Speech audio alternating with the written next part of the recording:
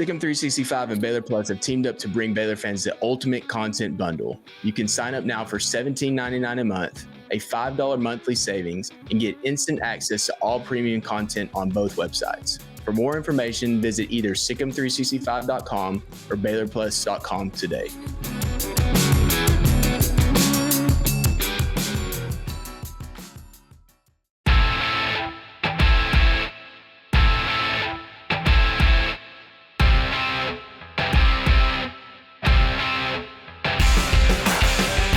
What's up, Baylor fans? Welcome to Inside Baylor Sports, the official daily podcast of Baylor Athletics. It's Friday, November 1st. We're actually in November, and today we'll hear from Baylor nose tackle Elinus Noel about the matchup with TCU, and Grayson and I will give our offensive keys to the game and our game predictions for Baylor versus TCU.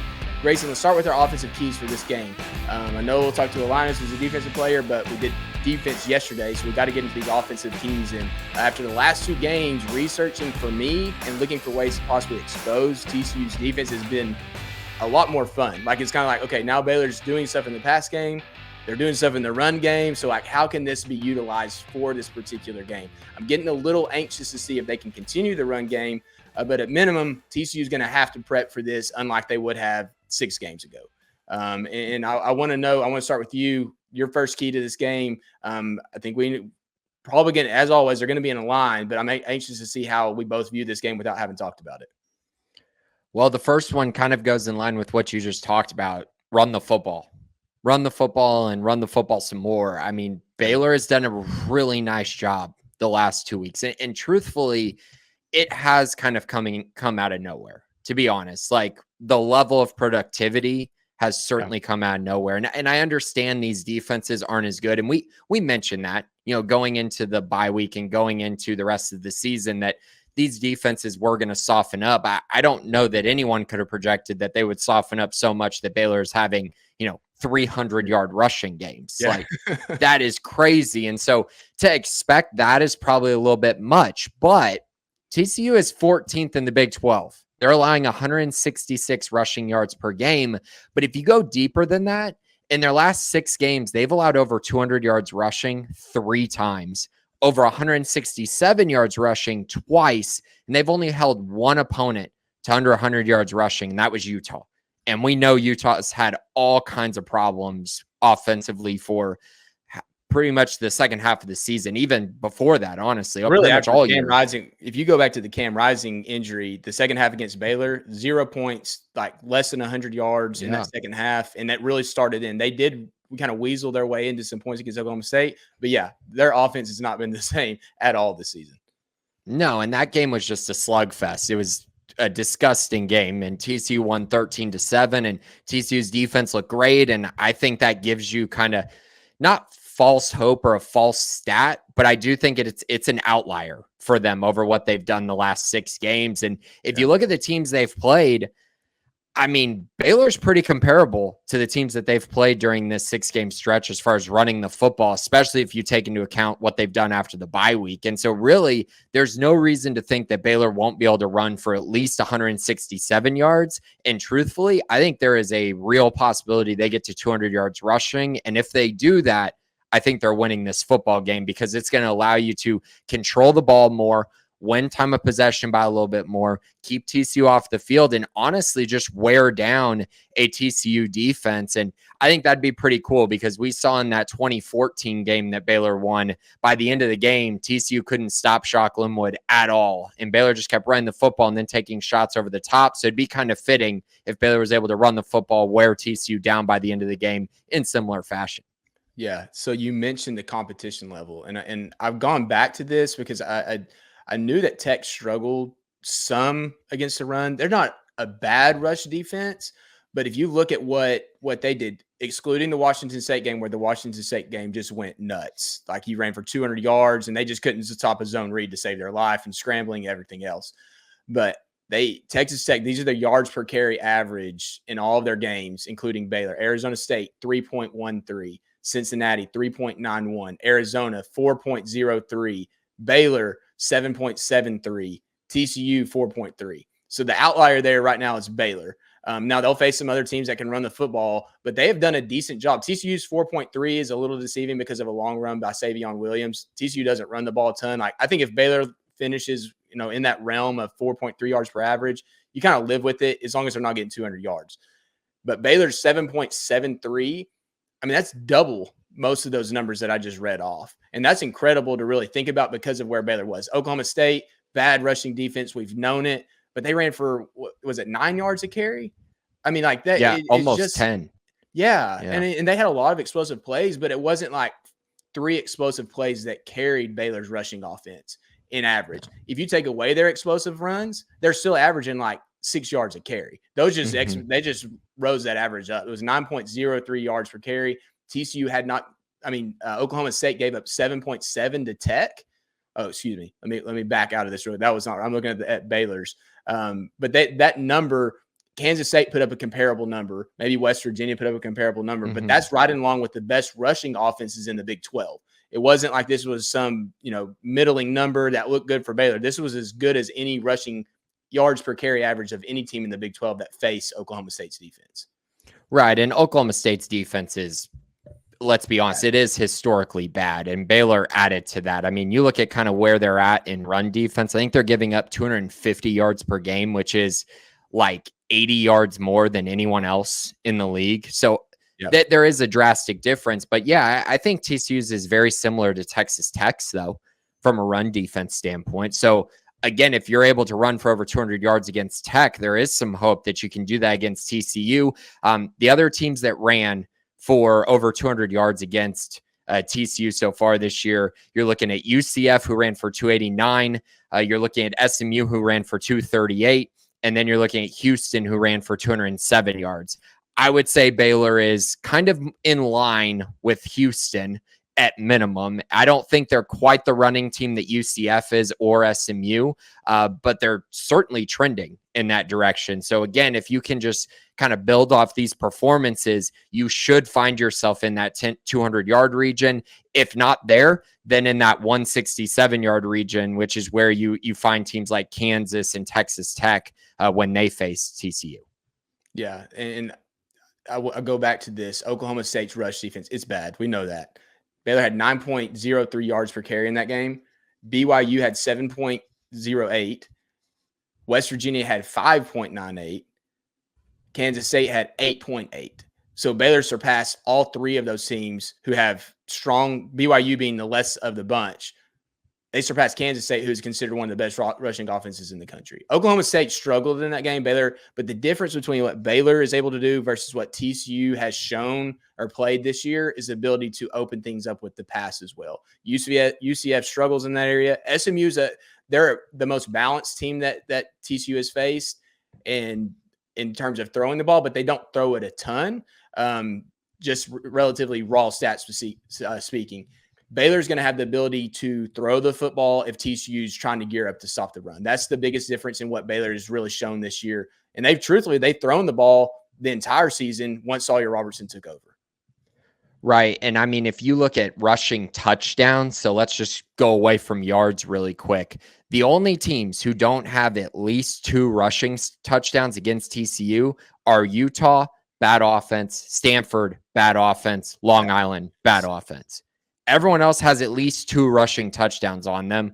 I think that's pretty key as well, because that speaks to what I'll get to here in a minute, which is red zone defense, which is going to be something else that we'll talk about. But they give up a lot of touchdowns on the ground. They have 2 games where they've given up 3 rushing touchdowns as well. So there will be some opportunities there for Baylor to run the football. And truthfully, I think for this Baylor team, running the football kind of sets up everything for them and allows Sawyer to really, I think, take advantage of the matchups that he sees, especially if the other team's having to load up the box a little bit more and he's able to throw into one-on-one matchups or throw into a zone. Yeah, and this, my first key, we haven't even gotten into my first key. That's been all about the running game, but I think they play hand in hand. And that goes to mine. It's to get to 3rd and short. If you're going to be in 3rd downs against this defense, be in 3rd and short and then convert 40%. TCU's 3rd down defense ranks 13th in the Big 12 at 43.9%. You have to get into 3rd and shorts. or second and shorts to take shots, whatever you want to do. If you can avoid third downs, great. But they're showing a tendency to allow a high rate of success on third down defense. Now, Baylor's offense ranks 14th in conversions on third down. So there's kind of this give and take of who they've played. Baylor's struggling on third downs, but in the last 2 games, they're really not having to convert on third downs a ton. And if they can get that, and it starts with running the ball. All that was to say, go back to your point about running the football. Run the football, have a decent run on first or second down into being the 3rd and 5 or less, and you're going to feel pretty good about it. Now, Baylor only had 9 attempts, third down attempts against Oklahoma State because they didn't have to do it. I mean, they were getting 10 yards, 15 yards consistently. TCU, I think, is going to be more of a challenge in that regard. But if you can get to 3rd and short, you have a pretty good chance of rushing the ball against TCU, who is one of the weaker teams in terms of allowing explosive rushing plays in the Big 12. Right. And yeah, that was something I definitely had written down. That opponent third down conversion is nearing 42% that TCU is allowing. Now, Baylor has not done a great job at converting on third down, but I would also say that I think some of that goes into the fact that they played the number 1 third down conversion defense in Utah, the number 2 third down conversion defense in Colorado. Those 2 are definitely skewing their stats a little bit. And obviously going on the road to Ames and facing BYU, those are 2 tough challenges. They're not as good on third down, but those other 2 are really, really good. I mean, Utah's giving up a 25% conversion rate. That is really, really elite for how bad their defense or their offense has been. They still haven't given up in that area, but I think Baylor's been challenged in that kind of spot. I do think they've been inconsistent with converting, whether it's taking advantage of a play call or running something that maybe doesn't necessarily make a lot of sense on third down, or running something to set up going forward on fourth down as well, which leads to not getting a third down conversion, right? And so those kind of things all go hand in hand, but I agree with you. If you can get to that 3rd and short and you get 2 opportunities against this run defense to get a first down, I think you got to be feeling pretty good about that. Yeah, especially when you consider Sawyer's legs. He has shown every time that they're not accounted for, if it's just scrambling and him recognizing zero coverage or recognizing man coverage and just saying, hey, I'm just going to run. We saw it in the Oklahoma State game. He breaks for 40 yards. We saw it against Colorado where it was the design run up the middle of the field. That 4th down, those 3rd and shorts become that much more difficult to defend. And to build on to your point about facing tough third down defenses, if you look at just Power 5 games, and this shows how bad their game against Abilene Christian was, but Tech is against only Power 5 opponents or Power 4 opponents, however you want to look at it. They're number 3 in the Big 12 at 35%. So they've actually done a pretty good job on third down defense as well. So that's number 1, number 2, and number 3, number 4, and then BYU is number 8 that Baylor's faced this year in third down defense. It's been pretty staunch. I think Tech dropped a little bit this week, Colt, because of the TCU game. I see them down at 8th now with 39.4% conversion rate. So I don't know if those numbers got skewed this past week against TCU or the one I'm looking at, and it could be the one I'm looking at shows it's still that with Abilene Christian, it's up. If you remove Abilene Christian as a Power 5, they're at 33%. I mean, at 39%. Oh, let me go back. Okay. Anyways, it has at either before the TCU game or now. The one I'm looking at shows them for the versus conference only. They're number 5 in the Big 12. When you look at Power 5 games, you're looking at number 3. So Tech's not a great defense by any means, but third down defense has been an area that they've excelled at compared to what the rest of their defense has. Mm-hmm. Yeah, definitely. And so that'll be a big one. And conversions have just been at the top of my mind. And that leads into my next key, which is the red zone. This is an area where TCU has been dreadful. And, Baylor has been solid at converting red zone trips, but the thing they've been good at is scoring touchdowns in the red zone, especially recently. The field goal problems have kind of shifted their average, their percentage of scores down a little bit, but they do score touchdowns at a pretty high rate. And you look over at TCU, TCU's allowed 17 touchdowns in 26 red zone trips. That is 15th in the Big 12, the rate that they're allowing. And those 17 touchdowns are one of the highest percentages. Like you'll see teams like UCF that's given up 21, but they've given up a heck of a lot more red zone trips. And so TCU just not doing a great job at, the whole process of let a team get all the way down the field and then you get a stop and get off the field and, force a field goal or force a turnover. They have not done that at all. They give up touchdowns. Baylor's been much better in that area, especially after the bye week. I mean, I think that's starting to trend in a very good direction for them. And so that's an area Baylor has to take advantage of. Like, you cannot get in the red zone and kick 3 field goals in this game. Yeah. You got to get down there and find ways to score touchdowns. Yeah, and that's literally what my key is. It says score touchdowns, not field goals. And so it plays right into what you're saying. 3 possessions to start the game against Oklahoma State. Not all of them were in red zone, but 3 possessions, 3 times into Oklahoma State's territory, they got 3 points. And then from that point on, they were better, much better. Obviously, they scored long rushing touchdowns, but they were set up and they scored touchdowns later in that game after kicking the field goal early. Obviously, the interception really hurt there because you throw an interception. You could have kicked a field goal. Sawyer should have just thrown it away, kicked the field goal potentially. You don't want to kick field goals, but that was worst case scenario. And you mentioned it, TCU has not been good in those areas. And for whatever reason, I mean, they're not a great defense by any means. Like, you look at their numbers, they're, I would say, middle of the pack Big 12 defense based on the offenses that they've played, maybe a little bit lower than that.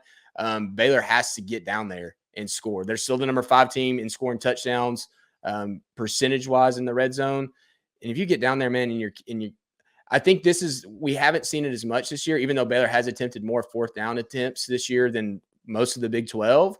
We haven't seen that game where Dave Aranda has said, go, go, go. Like, they had 3 punts late in that Iowa State game. And I'm like, why they're punting? One, they were behind and they needed opportunities, but they punted on their last 3 possessions of that Iowa State game.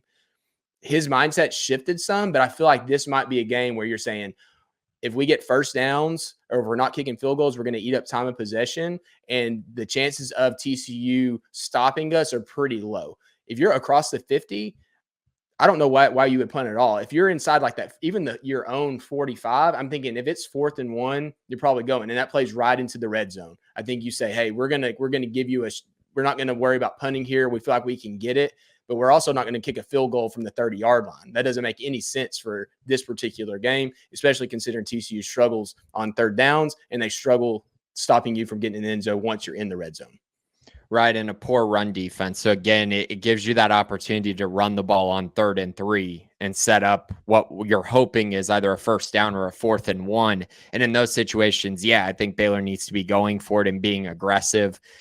I think we've been pretty clear that we think TCU has the ability to score points in this game. And so you might need points to win this game. We'll see. We'll talk about that more when we get to the prediction. But I think in general, this just is one of those things where when you look at those conversion rates in the red zone, it just feels like there's this fine line between if you keep getting down the field and you keep kicking field goals and TCU responds with an explosive play here or an explosive play there, and then you see yourself down, 21-6 or 21-9, like, you're probably losing, and so it's those kind of areas. And Baylor's been very explosive this year as well, but I just think in general, I feel more confident that they're going to get into the red zone a lot in this game, and I feel pretty good about that matchup as far as TCU giving up those touchdowns if Baylor can take advantage of the opportunities. Yeah, and I think what's kind of important to point out here, and really the only game that I felt like this, I mean, UCF has proven to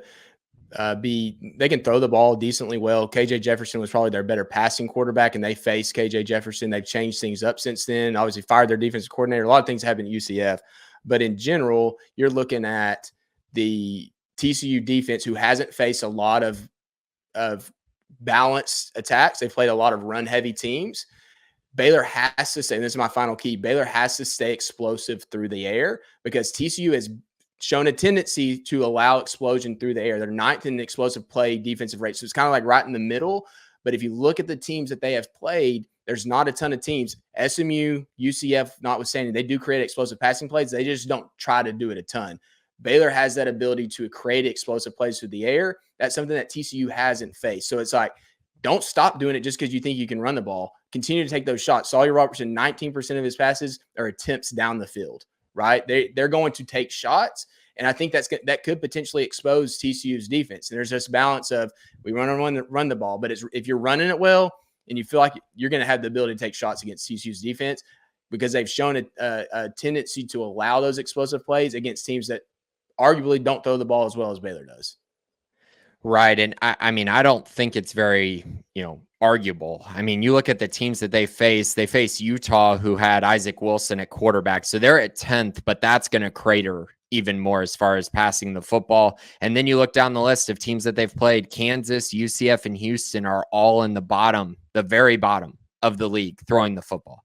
Yeah. I mean, they have literally faced probably the 4 worst passing teams, along with Arizona State. Those are probably the 5 worst passing teams in the league.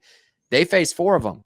I mean, they've taken advantage of that, and that's great. That's awesome. But I don't think we truly know kind of who they are necessarily in the secondary and how they're going to respond to a passing attack that has been really good the last 2 weeks, especially scoring touchdowns and creating explosive plays. I think that's going to be a real challenge for TCU. And it kind of goes hand in hand with my last key, which is winning one-on-one battles.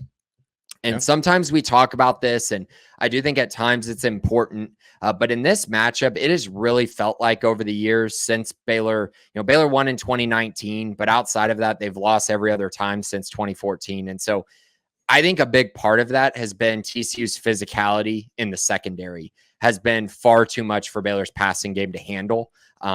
Very often, like during Gary Patterson's time, they got up in you and they said, we're going to win man-to-man coverage. And you're going to take these shots and we're going to limit them. We're going to be more physical than your receivers are going to be. And TCU has kept that mindset for a while now. Even with Sonny Dykes, it feels like at times they're cool with giving up, explosive plays. They're kind of letting their talented secondary guys win battles. And they're saying, hey, we're going to let you take these shots, but we're going to limit them because we feel good about our physicality and about our corners. Now, they don't have Gary Patterson anymore, but I still think that that's a blueprint that has worked against Baylor, and it can't work in this matchup. Baylor's wide receivers have to step up to that challenge. They have to take that next step forward, have to continue making plays. We've seen it over the last 2 weeks. We've seen it, at times throughout the entire season. They were up for the challenge against Colorado. They were up for the challenge against BYU to a certain extent. But they're going to need in this one. They're going to have to win those contested catch opportunities, and they're going to have to win at the line of scrimmage and not allow TCU to win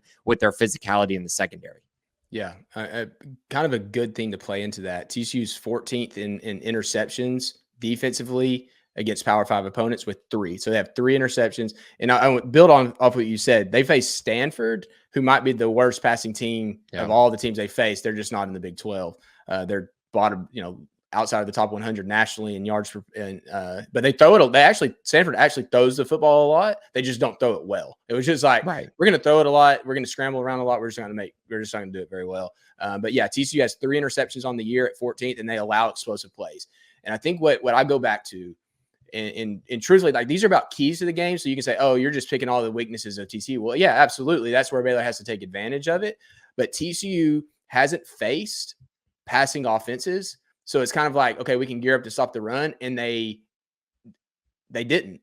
They didn't stop the run when they geared up to stop the run. And I understand that UCF, SMU to an extent were more balanced than what their numbers show. I think they're so good at running that they don't have to throw it nearly as much. But they haven't stopped the run when they're facing primarily run teams, right? Like that's the focus, and they haven't done it. So now when you get into a situation of facing a team like Tech last week, what do? And then they lose their quarterback. And then you go into a game against Baylor where it's at this juncture, I would call it balanced, as you'll find in the Big 12 of throwing and rushing the football. We'll see how long Baylor can keep running it, but they haven't done it. So it's like, where's the give and take from TCU's defense? Now, do they say we're going to stop that? We're going to sit back and try to stop the pass?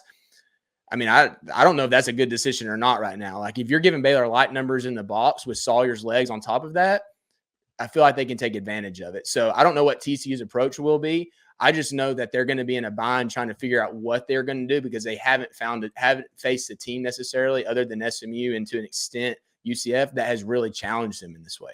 Right. I mean, Texas Tech has. Texas Tech is a top 5 one, but they had success, right? They had 238 passing yards, 61% completion rate, and they had a true freshman for half the game who, frankly, kind of outplayed Baron Morton, but still. He did. Yeah, he cost him the game. And at the end of the game plan changed, right? Like what Tech was doing. Tech went away. They faced a balanced team, and what happened in that game? Tech got out to a 17-point lead in the second half, and then kind of crumbled And I'm not saying because of the freshman quarterback, but obviously he fumbled there late when they could have kicked the field goal to win it.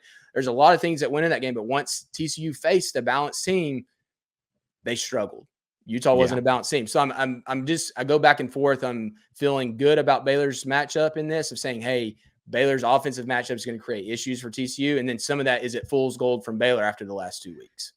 Right. And how bad are Texas Tech and Oklahoma State's defense? Are they just like, holy cow, these are the 2 worst defenses in the league, which Oklahoma State, frankly, might be. But is Tech's more of a just slightly below average, or are they horrible? I think that's kind of the difference there. And I think that's still to be determined. But I do think if you just look at who TCU has played, I don't know that they've faced a more complete offense than Baylor is currently playing at, current level that they're playing at.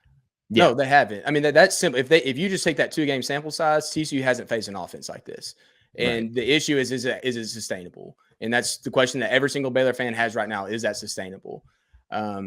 We'll find out. I mean, I think TCU is another test of, is it sustainable? Because I think they're athletic enough. They have enough talent that if Baylor's is fool's gold, that they have the ability to exploit it. We'll find out, though. I mean, we'll find out. I don't want to say soon in that game, but I think we'll have a good idea if TCU is going to be able to shut down Baylor's offense. And frankly, it's the best quarterback that they've played as well. I think Sawyer Robertson is clearly the best quarterback on this list. I mean, they got to face a couple backups in here. You've seen Jalen Daniels struggle this year. I think SMU Jennings, this I think was like his first start when they played the SMU game. Yeah. Right. And then Central Florida, I mean, their quarterback's benched. Like KJ isn't even in the picture anymore. He's not even their 3rd string quarterback anymore. No. So I think it's very clear that Sawyer is a step up from that. Maybe someone will argue Baron Morton from last week, but I think Sawyer is better than Baron, just to be frank. And so, that's another addition to this, right? Is, Sawyer Robertson versus this secondary, and has TCU faced anything like that so far this year? I truly don't think so. No, I don't think so either. And we've talked about this game. It's a big game for Baylor. We've talked about the defensive keys, now the offensive keys, but it's kind of put your money where your mouth is now. All right. So let's go into our predictions. And to be frank, I'm winging this really bad right now. Like I usually have like an idea, and I really don't. So I'm going to let Grayson go first on his game predictions. And then I have an idea of where I'm going with after talking through this today. But I want to hear yours first, Grayson, and I might change it based on what you say. So Baylor currently is still a 3-point favorite going into this one. The over-under is 64.5 points. So Vegas is anticipating this being a high-scoring game. The more that I've thought about this, the more that I think everything that Baylor's put into this, from an administration side to a program side, to make this game a really important one, from the night game to honoring the 2013, 2014 teams to the blackout jerseys for the first time since 2014. There's just a lot that has gone into this game, and I feel like that favors Baylor a lot. And I know that we've seen this a couple times, these matchups where, oh, here it comes. Here comes Baylor versus Texas last year. Here comes Baylor versus Kansas State in 2022. And they just get completely blown out and don't even show up. So there is a fear for that. Yeah. But I have a feeling with what we've seen from this team, with the quarterback that they have, with the matchups that I think, the matchup problems I think they have for TCU, I think that Baylor's going to win this game. I think that TCU is going to turn the ball over 3 or more times. And I actually think Baylor's going to run away with this game. I think Baylor's going to win this game by 2 scores. The score that is kind of in my head right now, it's kind of tough, of course, because, I'm saying they're running away, but how many points does that lead to? So I think what I'm going with is something around the score of 41-28. But in general, I think Baylor's going to win this game by pretty much 2 touchdowns. I think they're going to pull away a little bit. I don't think this game will be in too much doubt in the fourth quarter. I think the turnovers are going to cost TCU. I think Baylor's going to get a few of them. And frankly, I think Baylor's offense is going to continue to roll. So again, I'll go with a 41-28 Baylor.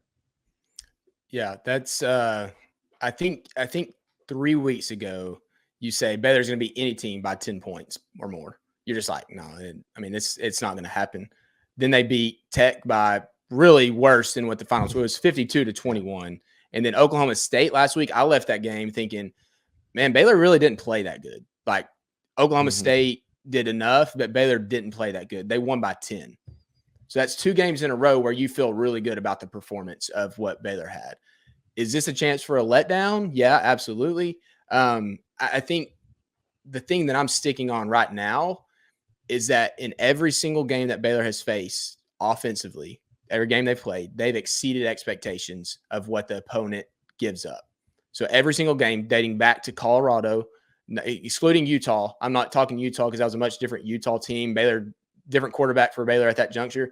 They've scored more points than the defenses that they have faced typically allow against Power 5 opponents. I mean, across the board, it's been at least 7 points multiple times. Oklahoma State, it was I think 3 more than what Oklahoma State has been averaging, which we know how bad Oklahoma State. So it's kind of tough to surpass that average.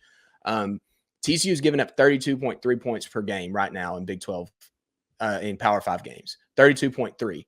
And that includes a game against Utah where they held Utah to 7 points. So like that kind of floats that average down quite a bit when you consider the grand scheme of things. Baylor already is scoring 31.5 points a game. So I'm with you. Like I'm on this line of like, do they get to 40? Is TCU's defense that bad, or can Baylor's offense be that good? I'm going to go. I think Baylor's defense, let me say this. I think Baylor's defense plays better than they did a week ago against Oklahoma State. I think schematically, but I don't think that results in less points. I think you just feel better about the game after they play TCU and what TCU does. So I'm going with 38-31 Baylor.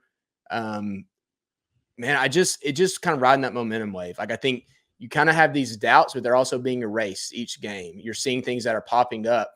I think it comes down to Baylor's defense, though. I truly do think it comes down to Baylor's defense saying we're not going to allow explosive plays.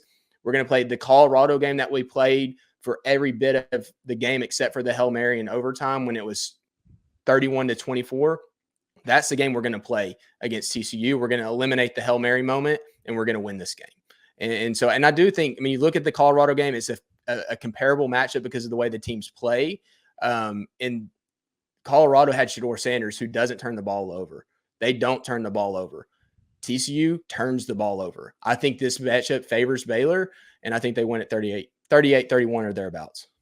I think Baylor, to get to 40 points, they're going to have a +2 turnover margin at least, and that's what I'm kind of counting on. I think it might even be +3, but I think it'll be something where TCU has 3 turnovers, Baylor has 1, or TCU has 2 and Baylor has none. Something along those lines is how I think you get to 40, 41 points. Like if you're able to convert those into touchdowns, now you're getting easy scores, right? Because Baylor's scoring, at a very high rate right now, and they haven't really been forcing a bunch of turnovers. Like their turnover margin has not been awesome. Well, and they're still scoring. Yeah, even against Oklahoma State, the 2 turnovers that they had, one they scored off of it, but it was at the 1 yard line. The interception late, they didn't even try to score off of it. So like even the opportunities that they're getting, they're not trying to do anything with those. Like the Iowa State game, great example. Turnover at the end of the half, Baylor just takes a knee. So they get a turnover, don't have that chance to take. They don't even have the opportunity to take advantage of it. So yeah, I mean, a great point. If you start getting turnovers in the middle of a quarter, plus side of the field, like they did against Tech, well, then you're in really good position to run away with the game. Right. And I think at any juncture, if Baylor can build a little bit of a lead and force TCU to be even more one-dimensional, that plays into Baylor's hand as well. And so that's what I'm kind of counting on. I think TCU will find ways to score, but in general, I think this is the game where Baylor makes a statement at home. They played well last week. They won that game. I didn't feel like they made a statement. Against Tech, they definitely made a statement on the road. But I think at home, this is that game where I think there's just so much going into this one. And yeah, it's a letdown spot, but I also think with the way they've been playing, this also feels like kind of that moment, if that makes sense. Yeah, it's not a self-fabricated like, oh, let's create momentum for this game. It's not a faux momentum. Like there is momentum behind this. And I'm with you. Like since 2022, and truthfully, Kansas State in 2022, coming off the three game stretch where they beat Kansas, Tech, Oklahoma, they come home against Kansas State. That was just a buzzsaw that year. They end up winning the Big 12 championship in 22 over TCU, mind you, who went to the college football playoff. Kansas State won the Big 12 championship that year, and they faced that team and completely let the air out of the balloon. If they face a different team in that moment, maybe that momentum continues. Kansas State was really good that year. Texas in 2023 last year was not this TCU team, right? Like the Kansas State, that was not this TCU team. I think TCU is dangerous. I think TCU, if you take this game for granted, they might score 50 on you. If you play bad defensively like you did against Oklahoma State, then you could have those issues. They have to be focused in this game. And I'm with you. I think that they'll play well. I think that they'll have a game where I don't want to say they're going to put it all together. I don't think this team is necessarily capable of saying, hey, we're going to play the perfect game, but I think they do enough and get the win. So we'll see, man. Any final thoughts on this game? Obviously, we're into the predictions, but any final thoughts on this game as it moves forward? Again, just that there's a lot that's going into this one. I know we're gonna tease that we might have a little bit of a special podcast coming at the sometime this week, but I think in general this is just a really cool game. A really cool moment coming off of, again, just 2013, 2014. Those are special teams to a lot of people, and me being in school at Baylor, like, they did something that frankly Baylor hasn't seen over a 2-year stretch ever. I mean, they were really, really special football teams. And so that'll be a great moment. I think in general, having a night game, having a blackout game, and the fact Baylor's on a 2-game winning streak, there's just a lot of momentum going on right now. And, Dave Aranda, the talks of, hot seat or whatnot have cooled down a little bit. And now there's an opportunity here to really just change the narrative a little bit from, is this a barely bowl team, or is this, actually a good football team, like a team that just got unlucky early and really could be a, 8 or 9 win team instead of currently where they're at. Yeah. I think it's a get greedy moment. Like, don't look at the last 4 games and say, hey, we're going to go to a bowl game. Like, figure out how to win 4. And that's a team, like, yeah, as a fan, we can speculate, but I think as a team, if you have that mentality, the mentality is completely shifted now for them. I think that you have to play with that type of mindset of, like, we knew we were going to do this, and it just took some time across the board. And Oklahoma State, Texas Tech aren't great, but they're comparable to teams they're about to face the rest of the season. We saw that Texas Tech, you beat them by 59-35. They're right down to the tooth and nail with TCU last week. So, like, the proof is right there of what Baylor did. It makes you see. So with all that, we're through the defensive picks. The offensive keys. We predict the game, and now we actually have an interview with Elinus Noel that Grace is going to hop on and do for us. And obviously a big factor for this team who needed depth at nose tackle this year after not having it last year. We've seen it already be needed. Really excited to hear from Elinus and what he has to say about this game against TCU and what Baylor has done the last couple of weeks in their victory. So with all of that, here's Grayson and Elinus in their interview from earlier this week. What's going on, Baylor family? I'm here with Baylor senior defensive lineman Elinus Noel. How's it going, Elinus? Doing good, man. Doing good. How you doing? Awesome. Doing all right. So I got to ask you, just to start things off here, you transferred to Baylor out of the transfer portal from Texas Southern this offseason. I guess take me through, like, your decision to leave Texas Southern, and then also what drew you to Baylor.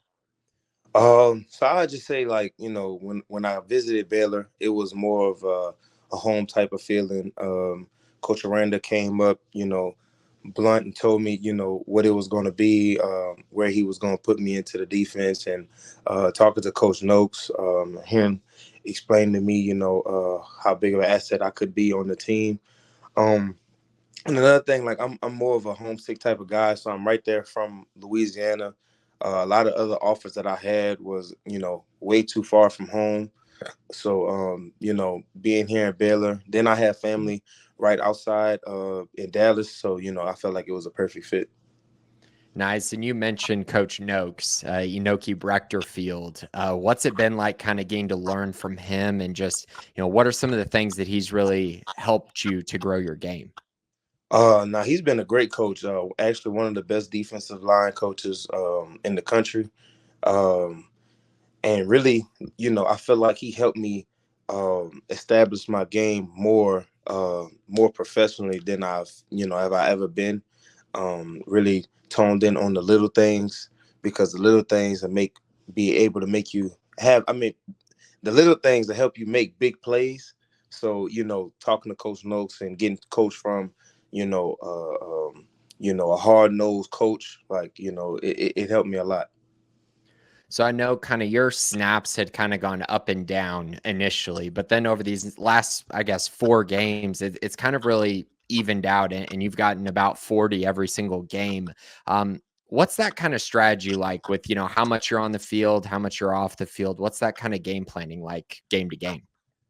So it really it really depends on who we playing. If they're more of a hard running team, then you'll probably see more noses in the game. I'm not just gonna say, speaking for myself, but noses in general. Mhm. But games like when we're expecting for them to throw the ball a lot more, then you're gonna see two interior defensive linemen and then like two outside jacks or that situation. So it's really the game plan, I say. So this is the first year Dave Aranda has been the full-time defensive coordinator. What's like his mindset? What's he like when he's, telling you what plays you're running and game planning through the week? What kind of defense coordinator is he? He's smart. He's smart, and I say that any day out the week. If you run it the way he says it, is going to be a TFL. It's going to be a sack. It's going to be an interception. It's going to be something like that. But I say like if you don't, then it'll be a big play that'll be made. So it's one of those defense where you really got to, like, the guys that's on the field really got to know what they're doing, and yeah, that's really about it. He's a real intelligent guy. And he's true to himself, and he's truthful to you. He's never going to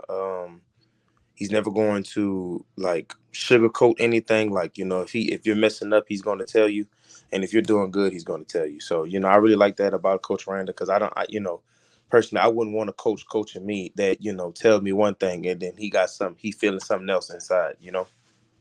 Right. So Yeah, that makes sense for sure. Y'all had this kind of really weird stretch early in the season where you're losing some close games, some games I'm sure y'all felt like you should have won. And then it turns around to the bye week. And it feels like a lot of things have shifted since then. What was the bye week like? Like, was there something said? Was there just a renewed energy, a renewed focus, anything like that? Well, I mean, it was a lot of things said throughout the whole season, and I wouldn't be able to really just much tell Yeah. you everything that was said, but really it got to a point where, like, we have to win. Like, we need to learn how to win, and we need to learn. And just like you said, there was a lot of close games that we should have won, and we ended up giving to the other team. Uh, and like when we watch the film, what we call Tell the Truth Monday, we'll watch the film, and it'll show. Like, in the beginning of the season, we'll start off really slow and then play catch up. In the second half, the defense stop. Like for example, BYU, they only scored 3 points the second half, and the most yards they had that second half was the fake punt return. Hmm. Literally, like, it was a shutdown, a shutout. But if we was able to start like that, we would have beat BYU, and BYU is top 10 right now in the country. You know, the same thing with Colorado. We had Colorado, um, and we gave it up. So it got to the point where we had to start fast and finish strong, and that's what we really toned in on, being able to start fast every quarter. And even if we're up, like when we played Texas Tech, even if we're up by 30 something points, like, you need to stay strong. Like, don't worry about the scoreboard. Like, even when we was up, the coaches were still fussing at us, like screaming, like making sure like we're staying locked in. We're not messing with the crowd, anything, looking at the scoreboard, or celebrating too early, because Colorado, we thought we had the win, and they had that crazy Hail Mary, and they ended up winning that game. So being able to tone in on starting fast and finishing strong, yeah, that's really about it. Coach Caleb Collins told us a little bit earlier in the week. He mentioned that even after that Tech game, which y'all won by 24, and really it felt like a 30-point win, that they weren't happy with the performance, and the coaches felt it. Did the players feel that as well? Like, Yeah, man, no, we let it get away. yeah, we definitely felt it. That fourth quarter, we ended up giving two more TDs when we could have held them under 21 points. So yeah, that wasn't a good feeling. Yeah, happy to get the dub on an away game, to show that we can still turn this season around. But yeah, like that explains it right there. Like, not getting too comfortable, like even if we're up, anything can happen, because it felt like they scored them last two touchdowns like that, Mm-hmm. So yeah, that was definitely a lesson to be learned, even though we had the win, but that was a lesson to be learned. So I got to ask you about that BYU game. You got the interception and you're about to start running down that field. What made you decide to pitch it to KT on that play? Okay, so honest. So when we played Utah, and literally when I caught the interception, so it was actually surprising that the ball even fell right there. Like, it was amazing to me. Like, I really had the ball in my hand. There's Yeah. actually a picture where my eyes got really big and I'm like, wow, the ball's in my hand. But no, we was in film after Utah, and I think we had a blocked field goal, and it was like the end of the second half or something like that. And Matt Jones had the ball, but while he was running on the sideline, he was getting tackled, and Snacks was on side of him, like, asking to pitch the ball. If he would have pitched it, that'd have been extra 2 points, 3 points, whatever Mm-hmm. it would have been, right? So when I caught the ball, that's like that right there was like a flash in my head. So while I'm falling, I seen KT. It's like fourth quarter, we're down by like a touchdown or something like that, or whatever it might have been. And I'm like, in my head, I'm like, man, we need to score. I think the offense just went 3-and-out back to back or something like that. I can't remember. So, it was quick. A lot of people ask me what was I thinking. Really, I wasn't thinking. It's just I had that flash memory of, pitch the ball, try to get a TD. So, that's what I did. I'm actually happy that he caught it, because it would have been crazy to catch the interception and then fumble and get a ball right back up. That'd have been crazy. But yeah, I'm glad he caught the ball. That's all I say. For sure. So I know this season is, still far from over, but how happy have you been with your decision to come to Baylor? It's been a great decision. Baylor has a excellent academics here. So that'd be a great degree to have. The football team has accepted me.